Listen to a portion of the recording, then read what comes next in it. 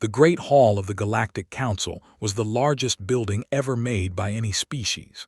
It floated in space above the planet Nexus Prime, a massive station of glass and metal where representatives from 1,000 worlds came to talk, argue, and make decisions that affected trillions of lives. For 300 years, this hall had been the center of galactic civilization. Today, something was wrong. High Speaker Oshov stood at his podium and looked out across the vast chamber. His 4 eyes scanned the rows of seats that rose up like a mountain around him. Representatives from every major species filled those seats. The insect-like clicked their mandibles in quiet conversation.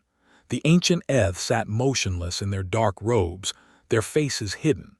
The amphibian floated in their water tanks, watching everything with their large black eyes. But one section of seats was empty. The human section. Osh felt a strange feeling in his stomach. He had been High Speaker for 40 years. He had seen wars begin and end. He had watched species join the council and others leave it, but he had never seen the humans miss a session. Humans were annoying. Everyone knew this. They talked too much. They formed committees for everything. They demanded votes on issues that did not concern them. They made friends with species that had nothing to offer them. They asked questions that had no good answers. But they were always present, always. "Has anyone heard from the Earth delegation?" Osh asked. His voice echoed through the hall. Silence answered him. Ambassador of the Collective raised one of his 4 arms. "We sent a message to their embassy 3 days ago. There was no reply. We sent another message yesterday. Still no reply." "Perhaps they are having internal problems," said Delegate of the. Her voice bubbled through the water of her tank. "Humans change their leaders very often. It is confusing." "Their last election was 2 years ago," replied. "They should be stable." Osh tapped his long fingers on the podium. The humans had been quiet for 6 weeks now. At first, no one had noticed. The council had many issues to discuss, and the absence of human complaints had actually made things easier. But as the weeks passed, the silence had grown strange. Then it had grown disturbing. "We should send investigators," Osh decided. "Find out what is happening on Earth." The council voted. The motion passed easily. 3 ships were sent to the Sol system. They returned 2 weeks later, with a report that made no sense. "Earth is fine," the lead investigator said. She was a named eye known for her sharp mind. "Their cities are functioning, their factories are running, their people are healthy, but they refuse to explain their absence from the council." "Refuse?" Osh leaned forward. "What do you mean, refuse?" "I met with 17 different human officials. Each one smiled at me, offered me food and drink, and said the same thing." I paused. "They said, 'We are busy, come back later.'" Murmurs spread through the council chamber. "Busy with what?" demanded. "They would not say. I asked to speak with their president.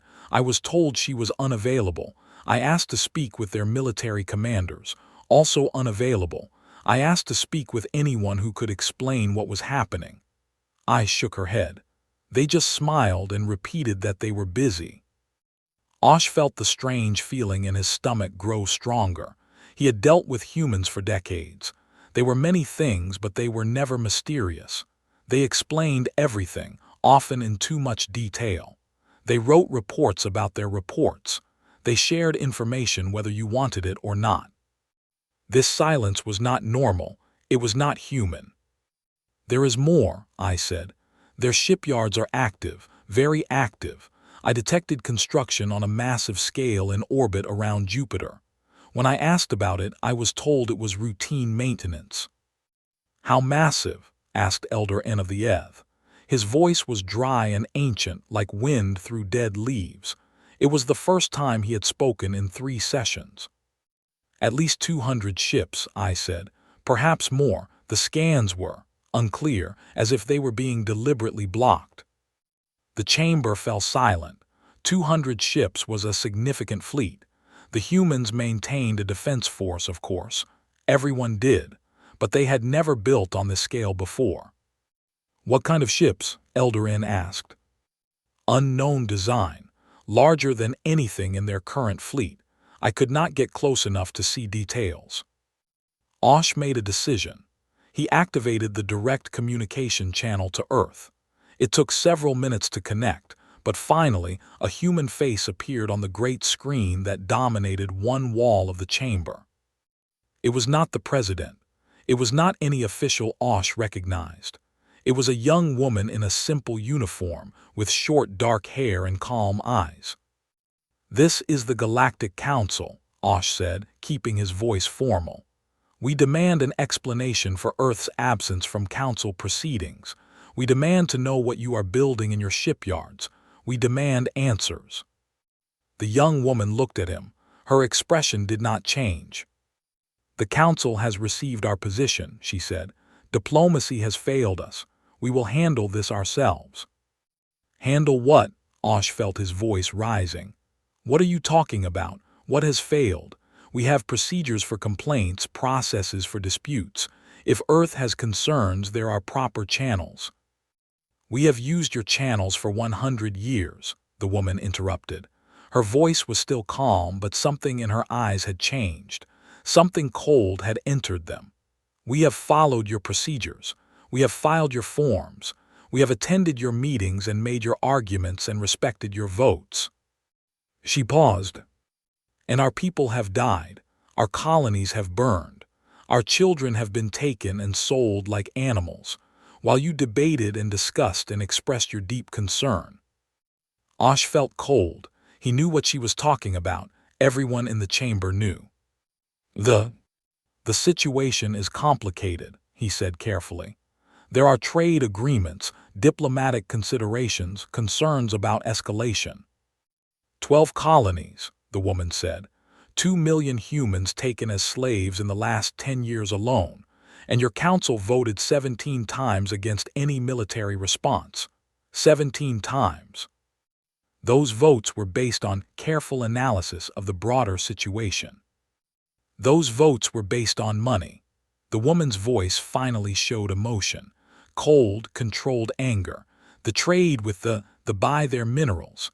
Half the council profits from looking the other way while slavers raid our worlds. The chamber erupted in protests. Osh raised his hands for silence, but the woman was already speaking again. "We asked for help, we begged for help, and you gave us words, resolutions, expressions of concern." She shook her head. "Words do not free slaves. Words do not bring back the dead. Words do not protect children from being ripped from their parents' arms." "What are you going to do?" Osh asked.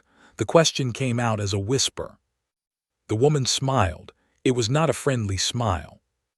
"We are going to solve the problem, our way." The screen went dark. For a long moment, no one spoke. Then Elder N rose from his seat. He was older than anyone could remember, a being who had watched civilizations rise and fall for thousands of years.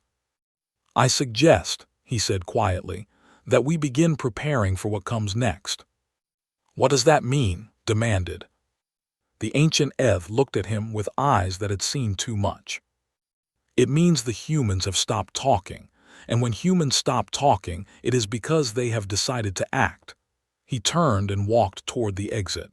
"I advise everyone to consider what that might mean, and to be far away when it happens." The council watched him go. The empty human seats seemed to grow larger in the silence. Somewhere in the cold darkness beyond Jupiter, engines roared to life. Admiral Way stood on the observation deck of the shipyard and watched her fleet take shape.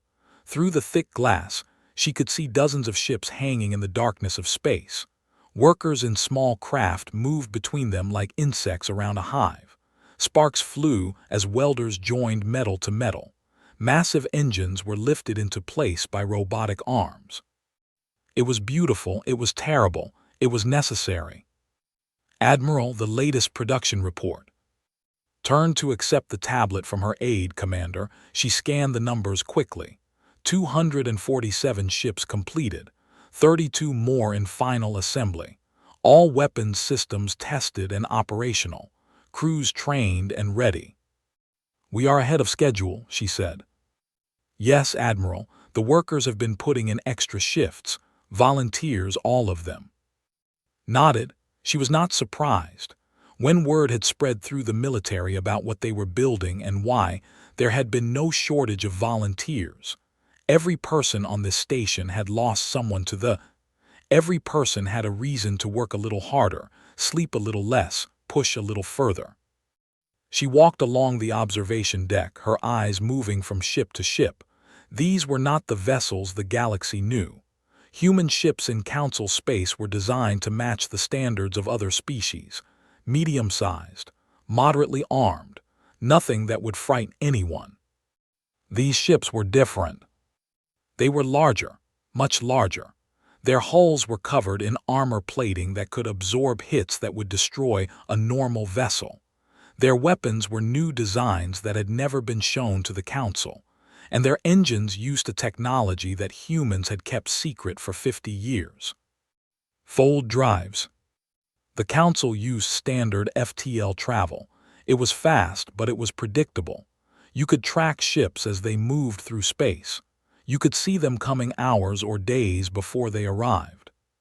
Fold drives were different. They bent space itself, allowing a ship to simply appear at its destination. No warning, no tracking. One moment the space was empty, the next moment a fleet was there. The Council did not know humans had this technology. No one did. "Admiral," Commander spoke quietly, "you have a visitor." Turned to see a woman approaching.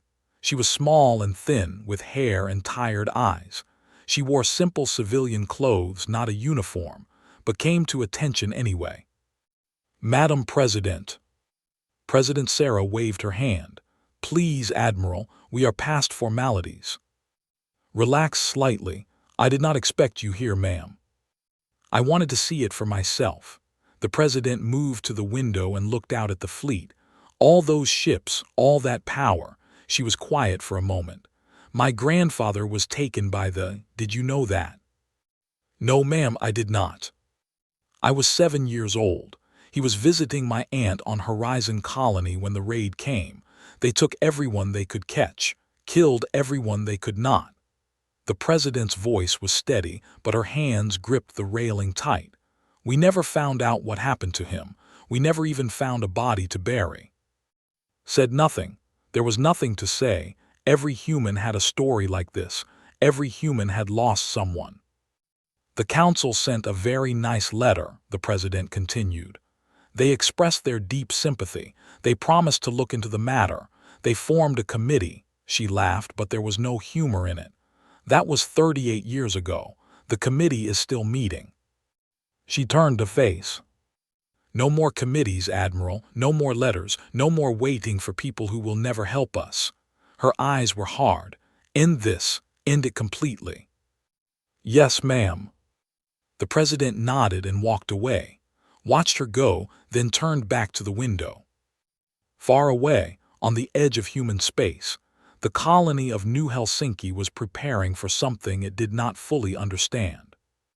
Governor read the coded message for the third time. The words had not changed, but she kept hoping they would. "Lighthouse protocol active. Clear the shipping lanes. Do not look toward the dark." She knew what lighthouse meant. It was an old code from the early days of human expansion. It meant that something was coming, something that would change everything. "Governor," her assistant stood in the doorway. "The evacuation transports are ready." Set down the message. Begin loading non-essential personnel, families with children first, then elderly, then everyone else who wants to go. What should I tell them? What could she tell them? The truth was classified at the highest level. All she knew was that the military had asked her to clear the colony of anyone who did not need to be there. They had not explained why. They had not needed to. "Tell them it is a precaution. Tell them we are conducting military exercises in the area. Tell them whatever you need to tell them." She paused. "Just get them out." Her assistant nodded and hurried away. Walked to her window and looked out at her colony. New Helsinki was not a large world. Just 500,000 people living in domed cities on a cold planet. They were miners mostly, extracting rare metals from the frozen ground. Simple people living simple lives. But they were also the closest human settlement to space. They had lived in fear for decades. 3 times raiders had attacked them. 3 times they had lost friends and family to the slavers. 3 times they had sent desperate messages to Earth, begging for help. And 3 times the Council had blocked any military response. Did not know what was coming, but she knew it was going to be big. She could feel it in her bones, the way old miners claimed they could feel earthquakes before they hit. She hoped it would be enough. In the darkness between stars, the hegemony continued its business. Warlord K sat in his throne room and counted his profits. The latest raid had been very successful. 600 humans captured from a transport ship that had wandered too close to space. Good, healthy specimens. They would sell well in the markets of Prime. His people had been raiding for centuries. It was their way. Other species built things and made things and traded things. They took things. It was simpler and more honest. The galaxy pretended to disapprove, of course. The Council made speeches and passed resolutions and expressed concern, but nothing ever changed. The needed trade goods, the wanted minerals, everyone had a reason to look the other way. And the humans, they were soft. They talked and complained and filed protests, but they never fought back. Not really. A few skirmishes here and there, but nothing serious. They were too civilized, too attached to their rules and procedures. Kay laughed. Rules were for the weak. Procedures were for those who could not take what they wanted. His communicator chirped. He answered it with a grunt. Warlord, we have detected something strange in Sector 7. What kind of strange? We are not sure. Our long-range sensors picked up a disturbance, but now there is nothing there. It might have been a glitch. Kay waved his hand dismissively. Run a diagnostic on the sensors. It is nothing. Yes, Warlord. The communicator went silent. Kay returned to counting his profits. He did not notice the second disturbance, or the third, or the fourth. He did not see the human fleet gathering in the dark spaces between systems, ships appearing silently through folds in space, taking up positions around territory like wolves surrounding a camp. He did not know that in less than 48 hours, his world would end. He just kept counting his profits, dreaming of the next raid, confident that nothing would ever change. He was wrong. The attack began at 3:47 Galactic Standard Time. There was no warning, no declaration of war, no final ultimatum. One moment, the military station above the moon of Al was operating normally. The next moment, it was gone. Not destroyed in the usual way. Not torn apart by missiles or burned by energy weapons. It simply vanished in a flash of white light, replaced by expanding clouds of dust and debris. 12 stations died in the first 60 seconds. They were spread across 4 different star systems, separated by light years of space.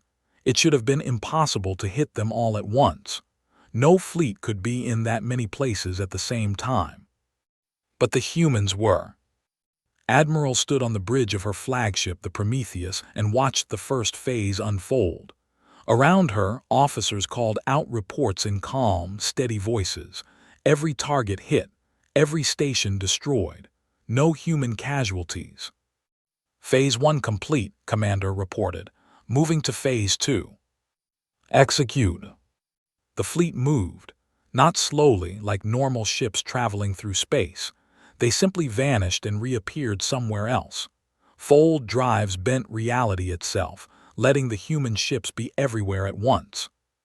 Warlord K was asleep when the alarms began. He stumbled from his bed and grabbed his communicator. Report, what is happening? We are under attack, Warlord. The outer stations are gone, all of them, and there are ships everywhere. K ran to his command center. The screens showed chaos. Red warning lights flashed across the map of space. Symbols marking military installations blinked and disappeared one after another. "How many ships?" he demanded. His tactical officer stared at the screens with wide eyes. "Hundreds, warlord, maybe more. They appear from nowhere, fire, and disappear again. We cannot track them. We cannot predict them. Scramble all fleets, all warriors to their ships." "I am trying, warlord, but—" The officer's voice shook. "They are destroying our ships in dock before they can even launch." Kay watched the screens. He had commanded the military for 20 years. He had won dozens of battles. He had never seen anything like this. The humans were not fighting like a normal enemy. They were fighting like ghosts, like demons. They struck from impossible angles, hit targets that should have been safe, and vanished before anyone could respond. "Get me a communication line to the council," Kay shouted. "Tell them we need help. Tell them humans have gone mad." His communication officer worked frantically at her console. "Warlord, all our long-range communications are jammed. We cannot reach anyone." Kay felt something he had not felt in a very long time: fear. On the human flagship, Admiral received a new report. "Admiral, they are attempting to form a defensive line near their home world. Approximately 300 ships." Studied the tactical display. 300 ships against her 247. The still had numerical advantage. In a normal battle, that would matter. This was not a normal battle. All ships execute maneuver Omega-7, fire at will. The human fleet appeared around the formation like a ring of fire. They came from every direction at once, their ships materializing out of empty space. They tried to respond, turning to face threats that were suddenly everywhere. They were too slow. Human weapons fire cut through shields like they were made of paper. Ships that had terrorized human colonies for a century exploded in seconds. They fired back, but the human ships were already gone, folding away to new positions before the enemy weapons could reach them. It was not a battle, it was an execution. In 37 minutes, the fleet was destroyed. 300 ships reduced to floating wreckage. The path to Prime was open. Admiral looked at the burning debris field that had been an enemy fleet. She felt no joy, no satisfaction, just a grim determination to finish what they had started. "All ships proceed to primary objective. Begin liberation operations." The fleet moved toward the slave markets of Prime. The markets of Prime were ancient. They had operated for centuries, selling beings from dozens of species to the highest bidder. Grand halls of stone and metal where lives were bought and sold like cattle. Today, those halls would burn. The human landing craft came down like rain. Thousands of soldiers in heavy armor poured into the streets of the market district.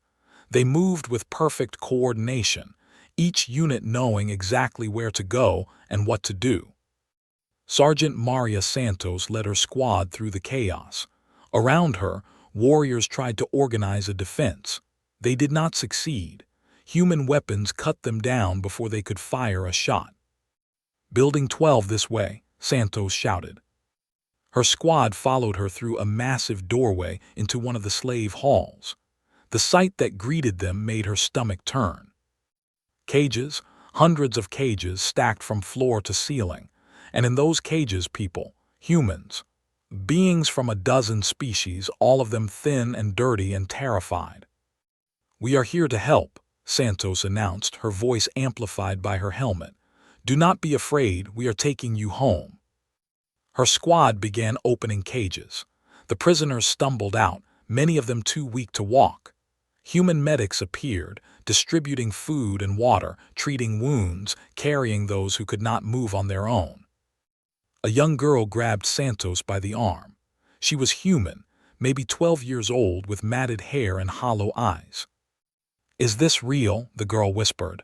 "Are you really here?" Santos knelt down so she was at eye level with the child. "It is real. You are safe now, I promise." The girl started crying. Santos held her for a moment, then passed her to a medic.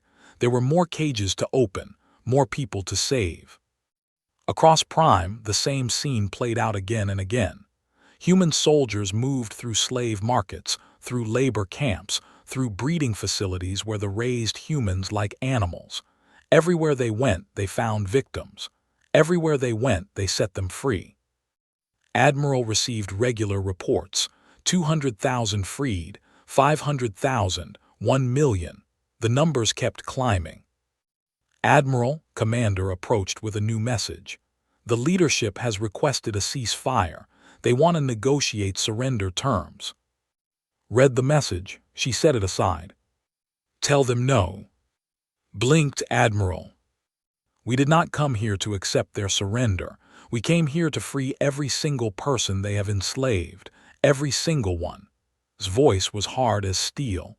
We will stop when the last cage is empty, not before. Yes, Admiral.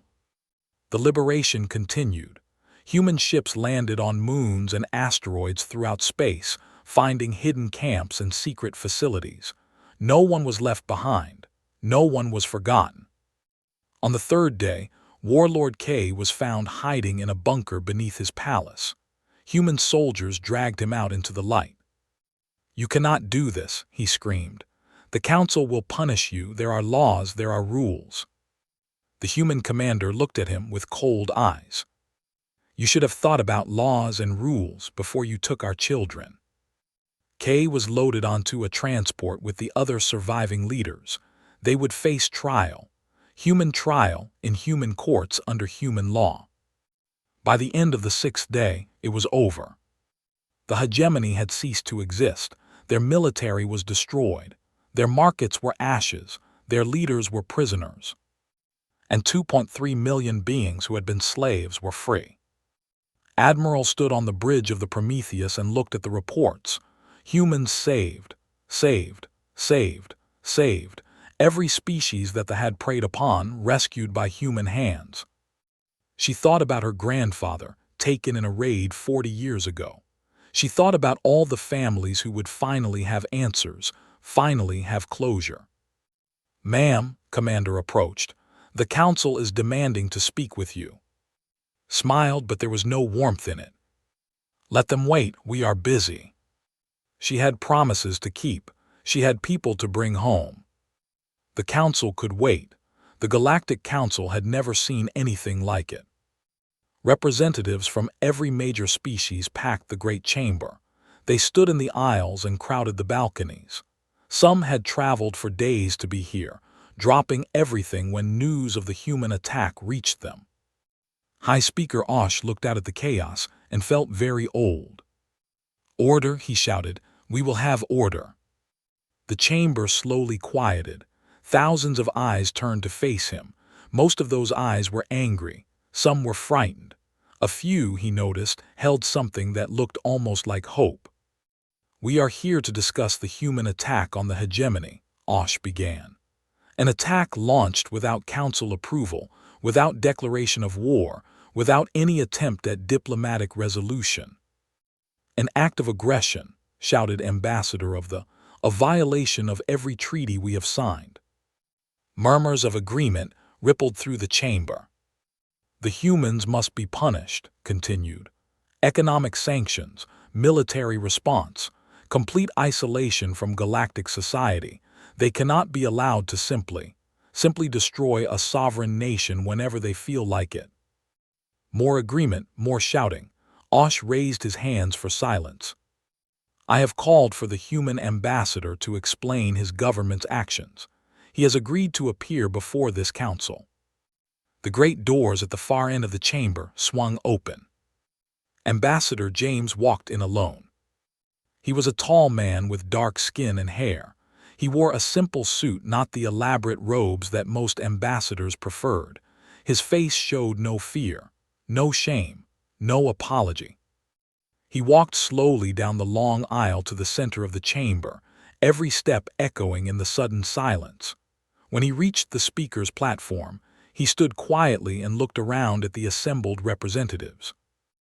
Ambassador, Osh said formally, the Council demands an explanation for Earth's unprovoked attack on the hegemony. nodded slowly. You want to discuss what we did to the... Yes. Very well. Voice was calm and clear. Let us discuss the species that has raided human colonies for over a century. Let us discuss the slavers who have taken more than 2 million human beings as property. Let us discuss the monsters who have torn children from their parents' arms and sold them like livestock. That does not excuse, began. I am not finished. His voice did not rise, but something in it made the fall silent. You speak of unprovoked attack. Unprovoked. We have buried empty coffins for 100 years because there were no bodies to bury.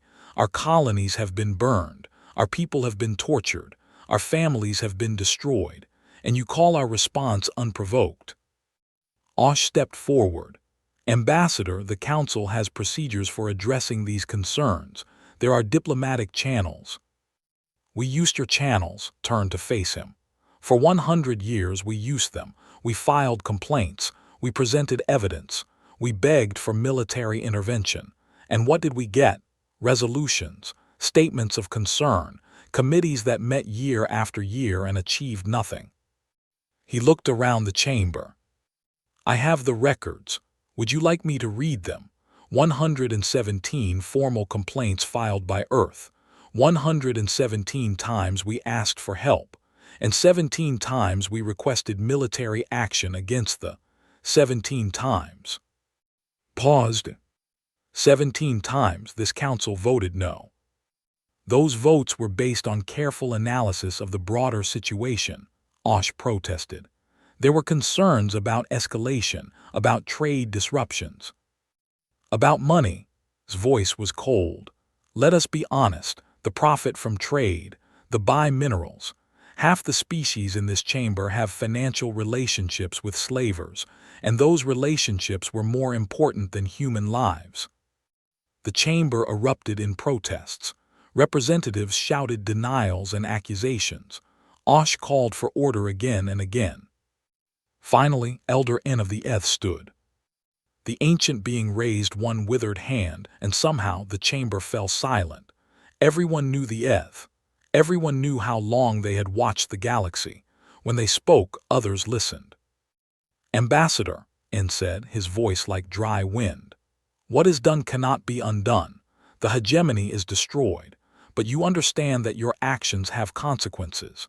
You have shown the galaxy that Earth will ignore the Council when it suits you. You have demonstrated that humans possess weapons and technology far beyond what anyone believed. You have made yourselves feared. Nodded yes. You have also made yourselves enemies. Many in this chamber will never trust you again. Many will see you as a threat to be contained. Yes, did not look away. We knew this before we launched a single ship. We knew the cost. And you acted anyway. We acted anyway. Stepped forward, his eyes moving across the gathered representatives. Because we learned something over the last century. We learned that your trust was worthless. We learned that your friendship did not protect our people. We learned that following your rules meant watching our children be taken while you debated and discussed and did nothing. He stopped in the center of the chamber. So yes, we broke your rules. We ignored your procedures. We did something that you were too afraid or too corrupt to do. And do you know what we found when we got to space? Silence. We found humans. 2 million of them living in cages, worked to death in mines, sold in markets like animals. His voice finally showed emotion. And we found others, prisoners, slaves, children who had never known freedom, beings from species sitting in this very chamber, abandoned by their own governments because it was too politically difficult to save them. He pointed at. We found 17,000 slaves. Your people, ambassador, taken in raids that your government chose not to report to this council, chosen not to mention because it might hurt your trade relationships. His mandibles clicked nervously. He did not speak. Turned to Osh. We found 3,000, including several minor nobles from families that paid ransoms to keep the kidnappings quiet, families that did not want anyone to know they had dealings with slavers. Osh's face went pale. We saved them all. His voice was quiet now. Not just our people, everyone, because that is what humans do. We do not leave anyone behind. We do not calculate the political cost of doing the right thing. We just do it. He looked around the chamber one more time. You want to sanction us. Sanction us. You want to isolate us. Isolate us. You want to fear us. Fear us. But know this, we did not become monsters in that war. We became monsters in your eyes because we had the courage to do what you would not. And we will do it again whenever necessary, wherever necessary, to protect the innocent from those who prey upon them. Straightened his jacket. Humanity regrets nothing. We apologize for nothing. And we will never again wait for permission to save lives. He turned and walked toward the exit. Ambassador, Osh called out, this council has not dismissed you. Paused at the door, he looked back over his shoulder. No, he said, but we have dismissed you. He walked out, the doors closed behind him. The chamber sat in stunned silence. Finally, Elder N spoke again. His ancient voice carried to every corner of the room. I have watched 10,000 species rise and fall. Most were destroyed by enemies from outside. Some destroyed themselves from within. A few transcended their origins and became something greater. He looked toward the closed doors. The humans, they are the first I have seen who might do all three, and I do not know which future awaits them. He paused. But I know this, the galaxy will never be the same. Whether that is good or bad remains to be seen. He sat down. No one moved, no one spoke. High Speaker Osh looked at the empty platform where the human ambassador had stood. He looked at the representatives from 1,000 worlds, all of them silent, all of them uncertain. For the first time in his long career, he had no idea what to do next. The humans had changed everything, and nobody knew what came next. 1 year had passed since the fall of the hegemony. The galaxy had not found peace, but it had found something new, something that no one quite knew how to name. On the world once called Prime, now renamed Liberation, the rebuilding continued. Dr. Sarah walked through the streets of the new settlement. Where slave markets had once stood, there were now homes.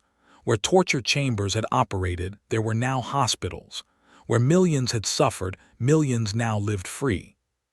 She stopped outside a school. Through the windows she could see children sitting at desks, learning to read. Human children and children and children, all in the same classroom, taught by teachers from 12 species. Beautiful, is it not? Sarah turned to find a standing beside her. He was old, his shell from years of hard labor, but his eyes were clear and bright. You are one of the doctors, he said. You treated my family when we were freed. I treated many families. Yes, you humans do that. The old clicked his mandibles in what Sarah had learned was their version of a smile. My people abandoned us. The council forgot us, but you came. You freed us, and now you stay to help us rebuild. Sarah did not know what to say. She had heard versions of this conversation many times over the past year. The former slaves never seemed to run out of gratitude. We just did what was right, she said finally. Yes, the nodded slowly. That is what makes it so remarkable. In all my years, I have never seen another species do what was right simply because it was right. There was always a reason, always a calculation. But you humans, he shook his head, you are very strange. He walked away, leaving Sarah alone with her thoughts. Strange? Yes, she supposed they were. Strange to risk everything for strangers. Strange to fight a war for people who were not their own. Strange to stay and rebuild when they could have simply left. But it was the human way. It had always been the human way.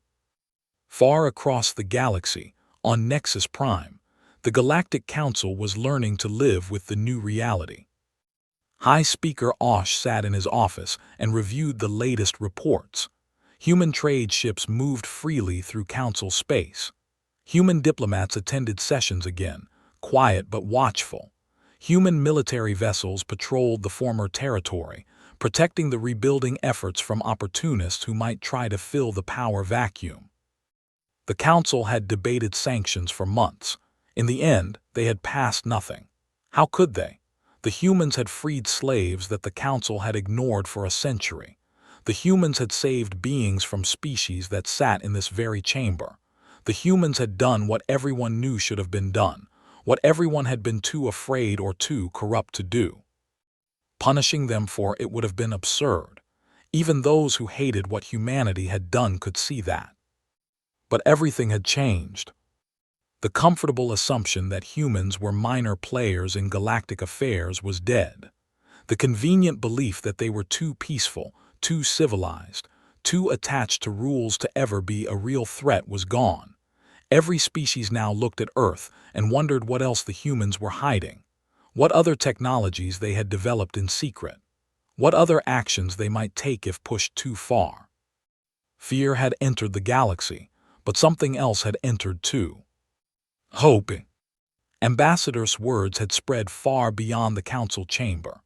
Recordings of his speech had been shared across thousands of worlds.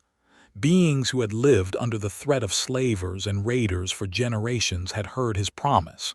We will do it again, whenever necessary, wherever necessary, to protect the innocent. Some feared that promise, others clung to it like a lifeline. The galaxy was divided. The galaxy was uncertain.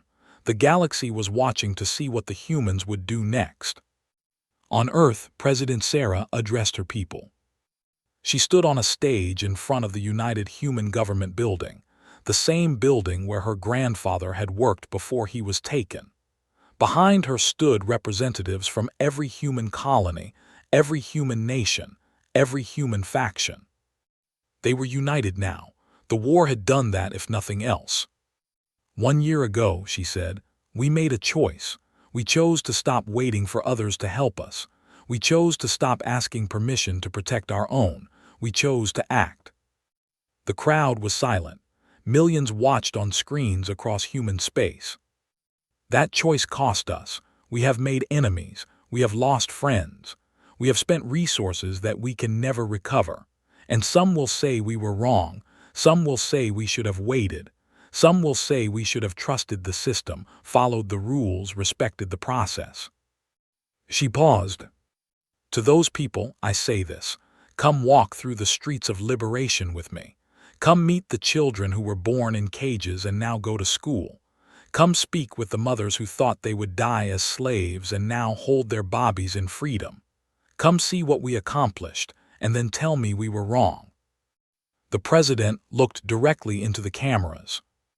We did not start this conflict. For 100 years we tried everything else. We begged and pleaded and negotiated and compromised. We followed every rule. We respected every procedure. And our people kept dying. Our children kept being taken. Our colonies kept burning. Her voice hardened. That is over. From this day forward, humanity walks a new path. We will participate in the council. We will respect galactic law when it protects the innocent. We will trade and cooperate and build friendships with any species that treats us fairly. She raised her chin. But we will never again stand by while atrocities happen. We will never again wait for permission to save lives. If the systems fail, if diplomacy fails, if the galaxy refuses to act against evil, then humanity will act. Alone if necessary. Against anyone necessary. The crowd erupted in cheers. Across human space, billions more joined them. The president waited for the noise to die down. Some will call us arrogant. Some will call us dangerous. Some will say we have no right to make ourselves the judges of the galaxy. She smiled, a tired smile but a real one. They may be right. We are not perfect. We make mistakes. We have committed our own sins throughout history, but we have also learned from them. We have built a society that values every life, that protects the weak, that stands against tyranny wherever it appears. She spread her hands. That is who we are. That is who we will always be. Not conquerors, not rulers, just humans. strange, stubborn, unreasonable humans who refused to look away from suffering. In the council chamber, representatives from 1,000 worlds watched the speech in silence. In the rebuilt cities of liberation, former slaves gathered in public squares to watch the human president speak. In the dark spaces between stars, the Prometheus fleet maintained its silent vigil, ready for whatever came next. Elder N of the Eth sat alone in his chambers and considered the future. He had lived for thousands of years. He had seen empires rise and fall, wars begin and end, species evolve and die. He had thought he understood the patterns of galactic history. The humans had surprised him. Not their weapons, not their tactics, not even their victory. What surprised him was what came after. They did not claim the territory. They did not install puppet governments. They did not demand tribute or submission.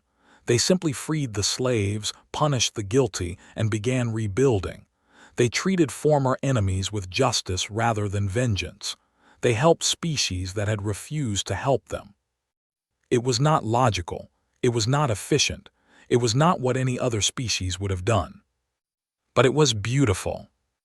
N wondered if this was what his ancient texts called transcendence, the moment when a species became something more than it had been, the moment when it rose above its origins and reached for something higher.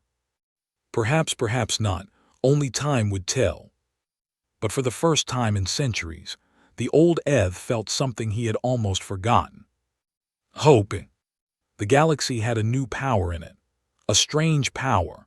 A power that fought for the innocent and helped the helpless and refused to accept that some evils could not be stopped.